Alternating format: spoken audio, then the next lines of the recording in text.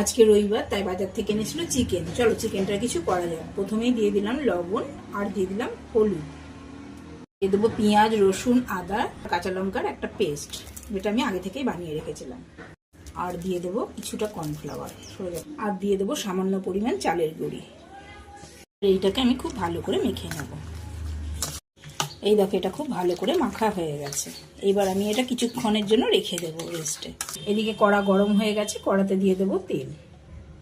তেলটা গরম হয়ে গেছে, এবার আমি একে একে এই চিকেনগুলোকে ভালো করে ভেজে নেব।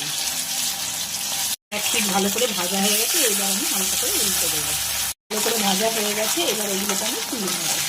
এইগুলো খুব ভালো করে ভাজা হয়ে গেছে। তেলের মধ্যে দিয়ে দেবো পেঁয়াজ আর ক্যাপসিকাম।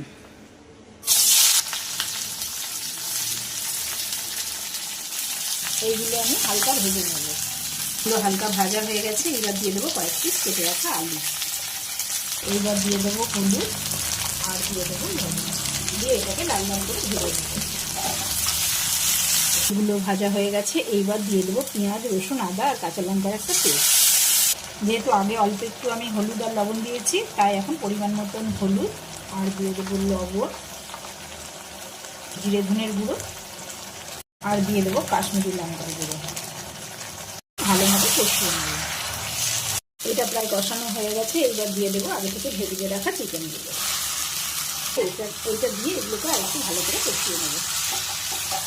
এটা খুব ভালো করে কষানো হয়ে গেছে, এইবার আমি দিয়ে দেবো জল। এইটা প্রায় হয়ে এসছে, এইবার দিয়ে দেবো একটুখানি সস, দিয়ে দেবো গরম মশলার গুঁড়ো।